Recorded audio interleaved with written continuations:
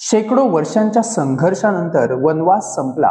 हजारो राम भक्तांचा त्याग शेवटी फळाला आला. शरयूच्या प्रवाहात वाहिलेल्या लाखो कारसेवकांच्या रक्ताची आठवण झाली.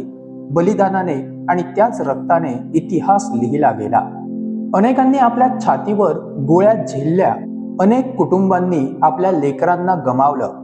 शरयूच्या काठावर वाहिलेलं ते रक्त केवळ काही व्यक्तींचं नव्हतं, तर ते कोट्यावधी हिंदूंच्या श्रद्धेचं प्रतीक बनलं होतं. त्या बलिदानाच्या पायावर अयोध्येत रामलल्लांचं भव्य मंदिर उभं राहिलं. पण आज जर त्याच मंदिरात रामलल्लांच्या डोळ्यासमोर चोरी होत असेल, तर ते रामलल्ला हे सगळं कसं पाहत असतील? कदाचित त्यांनाही वाटत असेल की तो वनवास तरी चांगला होता, कारण सोबतीला प्रामाणिकता होती. ही चोरी फक्त पैशाची नाही, ही चोरी त्या राम भक्तांच्या, कारसेवकांच्या आणि लाखो श्रद्धाळूंच्या विश्वासाची आहे. चोरी करणाऱ्या त्या हातांना शरयूच्या प्रवाहात वाहिलेल्या रक्ताची आठवण आली नसेल का? त्या गोळ्यांचा आवाजही रामलल्लाच्या वनवासाची सुद्धा आठवण आली नसेल का हो? तरी सुद्धा ते हात थरथरले कसे नाहीत? रामलल्ला आपल्या मंदिरात विराजमान झाले. लाखो भक्त त्यांच्या दर्शनासाठी येतात. प्रत्येक जण हात जोडून जय श्रीराम म्हणतो. पण त्याच मंदिरात कुणाचे हात प्रार्थनेसाठी नव्हे, तर चोरीसाठी पुढे सरसावत असतील, तर प्रभू श्रीरामांच्या मनात किती वेदना होत असतील.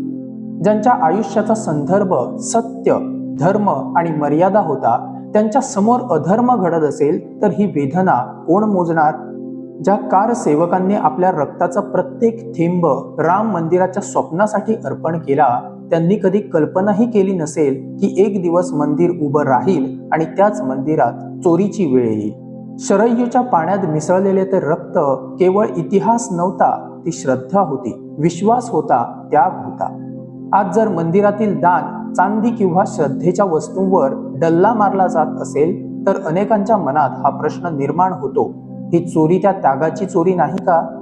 हा प्रश्न भावना व्यक्त करणारा आहे आणि म्हणूनच तो प्रत्येक श्रद्धाळूच्या मनात उमटतो.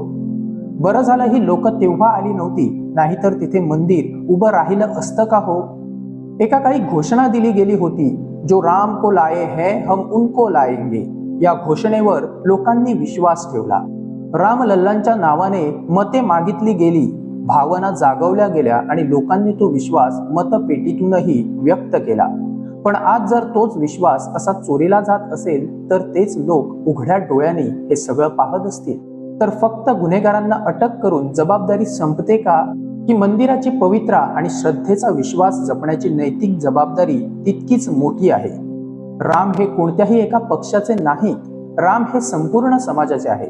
त्यांच्या नावाने काहींनी राजकारण केलं, आता त्यांच्या नावावर चोरी होत असेल, तर तेही सहन करायचं का? मत मागायला गावोगावी फिरणारे ते धर्मवादी आता कुठल्या बिळात आसरा घेऊन बसले आहेत? रामलल्लांच्या आदर्शाचं रक्षण कृतीतून करावं लागतं. मंदिर बांधणं हा प्रवासाचा शेवट नव्हता. मंदिराची प्रतिष्ठा आणि पावित्र्य जपणं ही खरी परीक्षा होती आणि आहे. रामलल्ला जर आज बोलले असते, तर कदाचित ते एवढंच म्हणाले असते, माझ्यासाठी भव्य मंदिर उभारलं त्याबद्दल धन्यवाद, पण मला सोनं चांदी नको, मला प्रामाणिक माणसं हवी आहेत. मला घोषणांपेक्षा संस्कार हवे आहेत.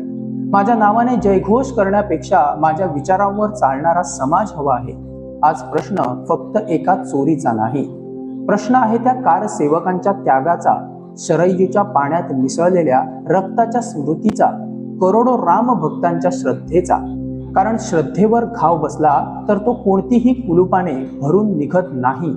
राम मंदिर हे फक्त दगडांचं बांधकाम नाही, ते बलिदान, विश्वास आणि असंख्य भावनांचं प्रतीक आहे. त्या प्रतीकाचं रक्षण करणं ही केवळ सरकाराचीच नव्हे, तर संपूर्ण समाजाची सामूहिक जबाबदारी आहे. हे रामलल्ला, श्रद्धेने दान करणारे श्रद्धाळूही तुझेच भक्त, चोरी करणारे देखील तुझेच भक्त, तेही तुझ्या समोर, म्हणजे तूच साक्षीदार. आता साक्षही तूच दे आणि न्यायही तूच दे रामलल्ला. व्हिडिओ आवडल्यास आमचं चॅनल नक्की सबस्क्राईब करा.